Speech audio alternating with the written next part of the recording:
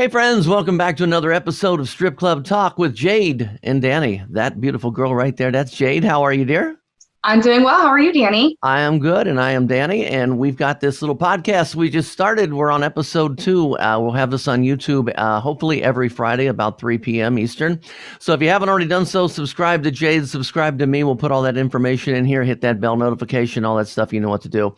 So we started last week. We had some really cool topics. We got some great comments, some people that gave us some ideas for future shows and things. Last week, we said that we were going to talk this week about the entertainer getting on the good side of a DJ and how not to get on their bad side and why it matters. And I know you think I'm going to talk about tipping the DJ, and I'm not. That's always great, but, we're going to go beyond that. So I think the first thing you want to do as an entertainer when you go into a club is figure out the experience level of your DJs. Because every club, your managers are different experience levels, your DJs, floormen, everybody, entertainers. So figure out, first of all, is your DJ somebody who's been doing this for a while, or is it somebody that just got turned loose with a Spotify playlist? Those are the things you want to do. There's a couple of things you don't want to do. And one, you don't want to just walk up to a DJ and say, play me whatever. Because play me whatever is going to get you, a professional DJ can do that. But your amateur DJ says, well, she said she could dance to anything, so I put her on the chicken dance. Ha, ha, ha. So to say play me whatever or I can dance to anything, those are two things you just don't say, even if you can. So when you do that, losing my train of thought here for just a second. So don't say that. And the other thing is don't insult your music to the DJ. If he played a song that you didn't like, there's nothing wrong with going up and telling him, hey, I didn't really care for this song very much. But like I had a girl, and I won't mention her name, but she walked up to me. I played her a song, and it was an Ariana Grande song. And she came up to me and she said, hey, that Ariana Grande song, she is the douchiest artist I've ever heard. Never play that for me again. I'm like, wow, okay. And ever since then, every time I see her on stage, I think how much of a she was. So, I think the biggest thing with your DJ is talk to them. One of the things, different clubs, some clubs you can request all of your music. Some clubs you can request a genre. Some clubs you leave it up to the DJ or whatever. But there's always if they play a song that you really, really like, go up to the DJ after that set and say, man, I really, really liked that song. That puts in the DJ's mind that you like this particular style of music. Now, hopefully he doesn't play that same song for you every day. You're going to get burnt out on it, but they'll expand on that and they'll get to know your music taste a little bit more. I think DJs, we want to please the entertainer as much as we can, but we also have our rules that the owners put down on us, and they have formats, and there's certain music they like a variety, things like that. So yeah, just talking to your DJ, communicating with your DJ. I had a girl recently, maybe about 6 months ago, I'll say, and she would come up to me, very beautiful girl, and she would come up to me and she'd say, I want you to read the room, and I want you to play me whatever you think is going to make me the most money. I don't care if you think I like that song or not. You play me what you think will make me the most money. And then all of a sudden you sit there and you think, wow, okay, so I got to look over this room, and it puts a little pressure on you as a DJ, but all of a sudden it puts that desire. Now it's up to me. I've got to prove to her that I can pick music that's going to make her money. So that's always a cool thing right there.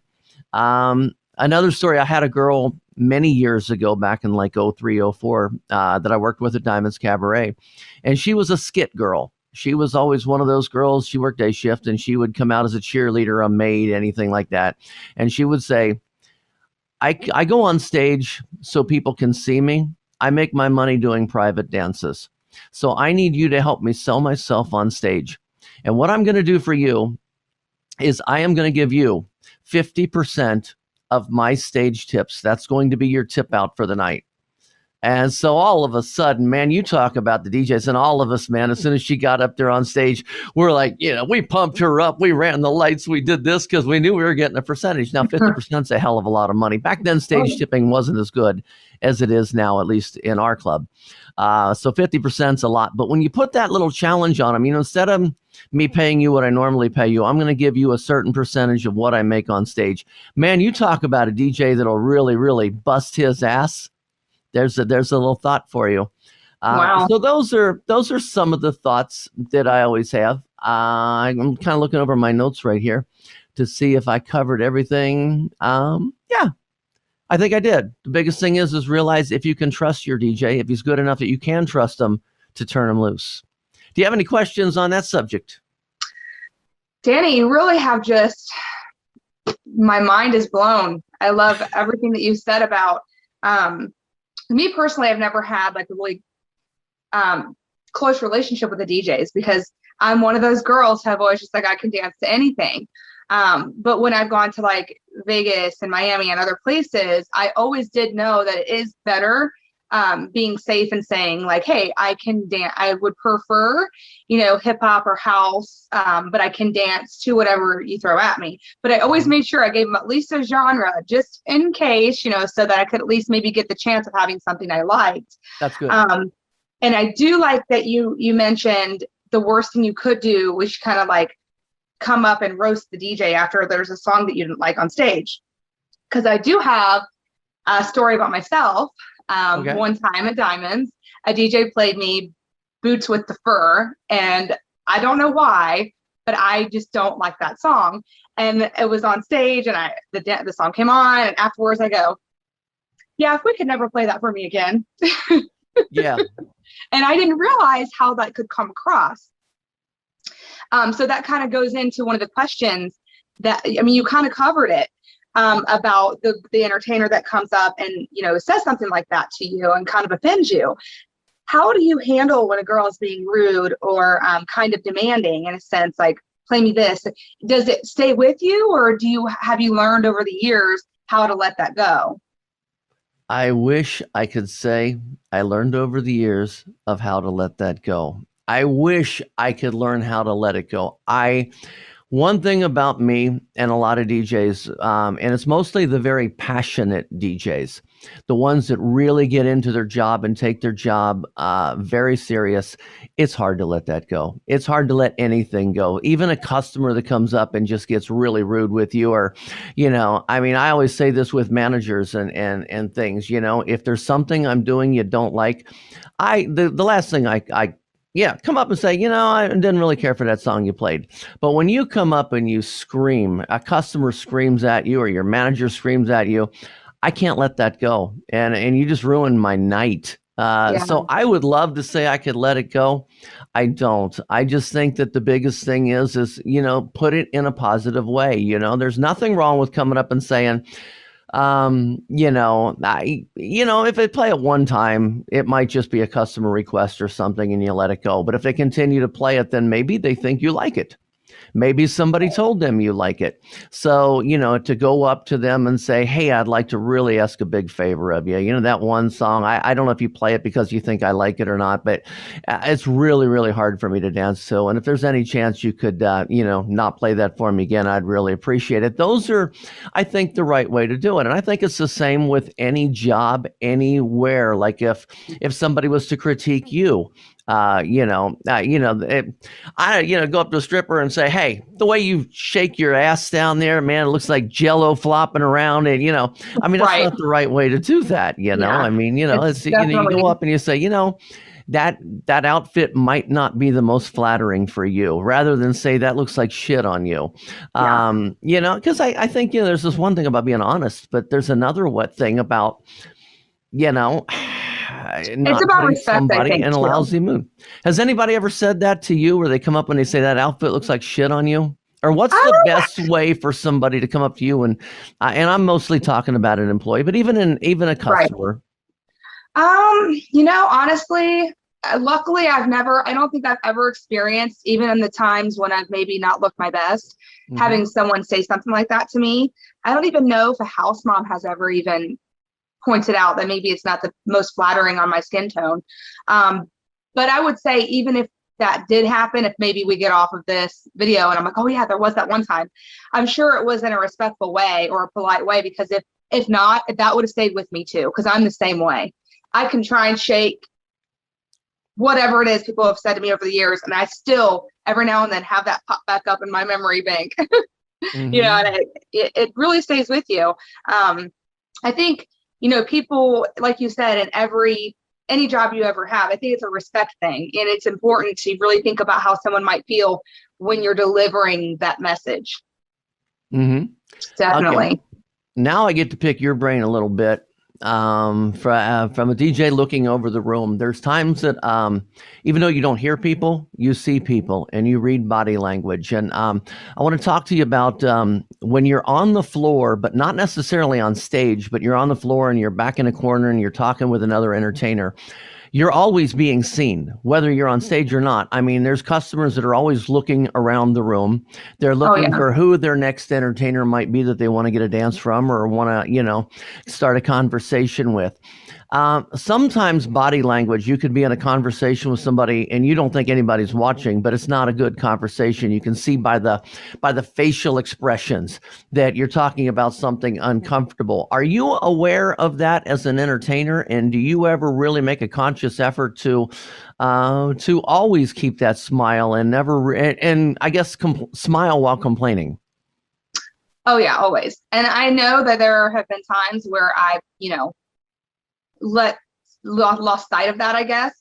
But I definitely feel that it doesn't matter if you're on stage or not, you're always being watched everywhere in the room. And that's why, like, the way I like to describe, if you're doing even a table dance, like, all eyes are on you at all times, you know. And like last weekend, I had a conversation with a girl who was unhappy about a certain situation. And in the middle of the conversation, I look at her and I go, lower your voice and smile. And we both just looked at each other, and she kind of like did a nod, like, I get you, I understand. You know, if a customer sees you across the room doing this and just doing this, you know, they notice that, you know, you're not happy. They might associate that body language with maybe you not being the nicest girl. And so the last thing a customer wants is to have a dance with a girl with an attitude problem, or somebody who might be a little bit more feisty than they'd like. So it is very important to pay attention to your surroundings at all times and what you're doing and how it may come off and how it may look to other people in the room. Yeah. And then to take that same subject and move it to the stage. There's times that you're up on stage and nobody's tipping you.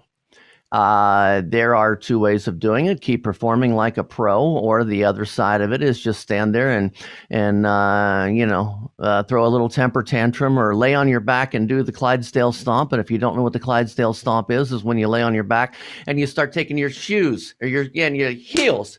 It's like, hey, look at me, like a little 2-year-old that's stomping because they're not getting attention. I call that the Clydesdale stomp. Right. Yeah. How important, and I already know the answer, but I want you to dwell on why it's important to stay professional, regardless if people are tipping you or not. I agree. I've definitely had times on stage where maybe it was kind of slow that night and I realized not many people are tipping.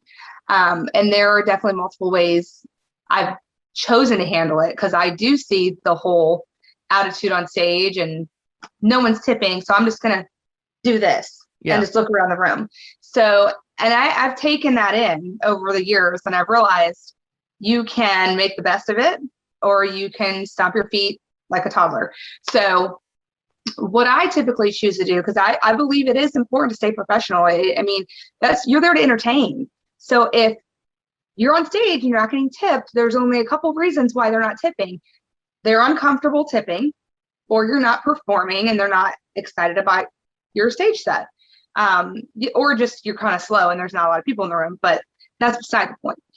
So typically I choose to handle it in a way where I try to connect with people more, because I realize, okay, there's only one other option I have. I'm up here until the end of my set, so I better figure this out. And if it doesn't work, it doesn't work. I'll get off stage in a song or two and I'll be walking around the room again trying to sell dances. So I usually will look at people more in the eyes. I'll smile more at them. I'll make it kind of fun. And every now and then I'll take my chances. If I know the guy's already been tipping a few girls, I'll take my chances and I'll look at him and I'll go. And if he chooses to get up and I'm being I'm smiling and I'm being flirty and fun the whole time. So I'm not like demanding it. If he thinks that's fun and he is like, okay, I'm going to roll with it, then he'll come up and tip me, and there goes $0 to 5 or 10 or 20 or 50 or whatever he decides to spend. So it's really fun. And I'm sure you're up there and you see that happen occasionally.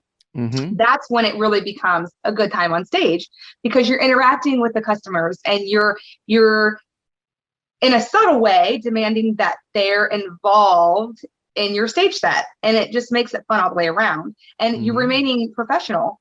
And I think the customer really enjoys that. Yeah, I like as a DJ when I see a girl do that and she does that little finger thing, and they come up, and I love to just sit there and say, she made you come with one finger. My old owner, a guy I used to work for by the name of Kevin Fox, he used to have a thing about tipping. And he would always say, well, if you're going to wait to start doing something until they tip, here's what's wrong with that. Would you go into a restaurant? And what would you do if you went into a restaurant and the server said, well, before I take your order and bring your food, how much are you going to tip me so I know what kind of service to give you? You'd probably get pissed off and walk out. Sometimes you're going to do the work and then see if you get tipped. And as a food server, there are times you bust your ass for those tables at 10 and you barely get any tip. And I get that.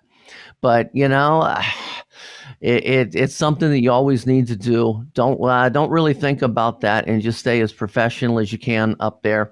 And there, again, as you say, some people just don't go to the stage and tip. Some people might be in a conversation with another entertainer, but they're looking out the corner of their eye as they're talking to this girl. Right. And they're going, wow, she's hot. I got to see her later. Or she's a freaking bitch. Look at that resting bitch face. Oh, yes. Oh my gosh. Yes, that is so true. And you're right. It's like you have to flip on that switch as soon as you go up there and don't turn it off. And and that also applies to if it's a dead room, and you know how you see the girls, and this might be going into another topic that we need to cover on another day, but I'll kind of brush on it. When you see the girls at the bar sitting there and the room has customers in it and they're like, it's dead, and I'm like, I do my best to be like, you know what?